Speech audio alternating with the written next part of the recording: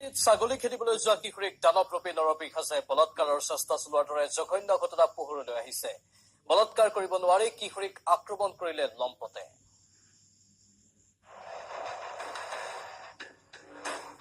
মৰাপাট খেতিত ছাগলী খেদিবলৈ যোৱা এগৰাকী কিশোৰীক দানৱৰূপী নৰপিশাচে টানি চোঁচৰাই নি বলৎকাৰৰ চেষ্টা চলোৱাৰ দৰে জঘন্য ঘটনা এটি পোহৰলৈ আহিছে।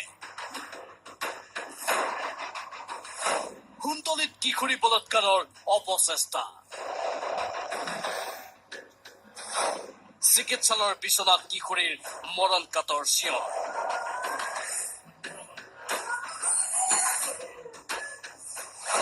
তিনি অভিযুক্তৰ বিৰুদ্ধে এজাহাৰ পৰিয়ালৰ। ছাত্ৰীয়ে ৰক্ষা কৰিলে কিশোৰীৰ জীৱন। দক্ষিণ কামৰূপৰ কুন্তলীৰ আৰিকাটি গাঁৱত পোহৰলৈ আহিছে এই ভয়ংকৰ ঘটনা। এগৰাকী কিশোৰীক মৰাপাটৰ খেতিৰ মাজত বলৎকাৰৰ চেষ্টা চলোৱাৰ অভিযোগ কিশোৰীৰ পৰিয়ালৰ। ছাগলী খেদিবলৈ যোৱা কিশোৰীগৰাকীক বলৎকাৰৰ উদ্দেশ্যে লম্পট চুকুৰ আলীয়ে টানি আজুৰি লৈ যোৱাৰ অভিযোগ।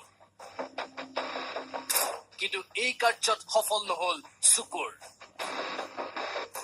কাৰণ বিদ্যালয়ৰ পৰা ঘৰলৈ উভতা আন এগৰাকী কিশোৰীয়ে চিঞৰ বাখৰ শুনা পালে ভুক্তভোগী কিশোৰীগৰাকীৰ। লগে লগে চিঞৰ বাখৰ কৰাত সেই স্থানৰ পৰা পলায়ন কৰিলে অভিযুক্ত চুকুৰ আলীয়ে। পিছত আৰু এটা ছোৱালী যাই কিনে তাক ৰক্ষা কৰিলে।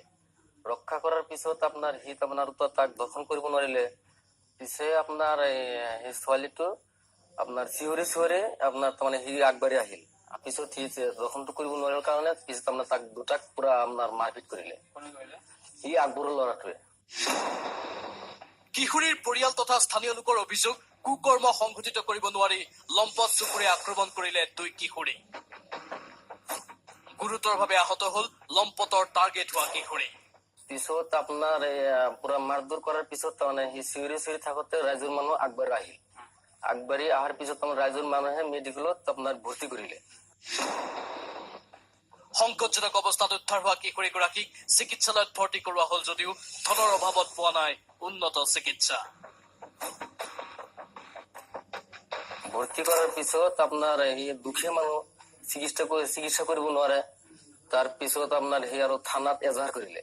তাৰপিছত আপোনাৰ থানা যিটো ওচি সি আপোনাৰ কোনো পদক্ষেপটো আপোনাৰ একো লোৱা নাই।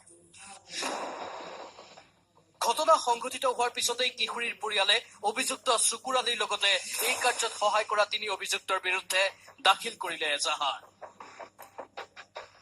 কিন্তু এসপ্তাহৰ পিছতো আৰক্ষীয়ে সন্ধান উলিয়াব পৰা নাই অভিযুক্তৰ। কুন্তলীৰ পৰা Abul Kalam Azad, news 18, Assam north east.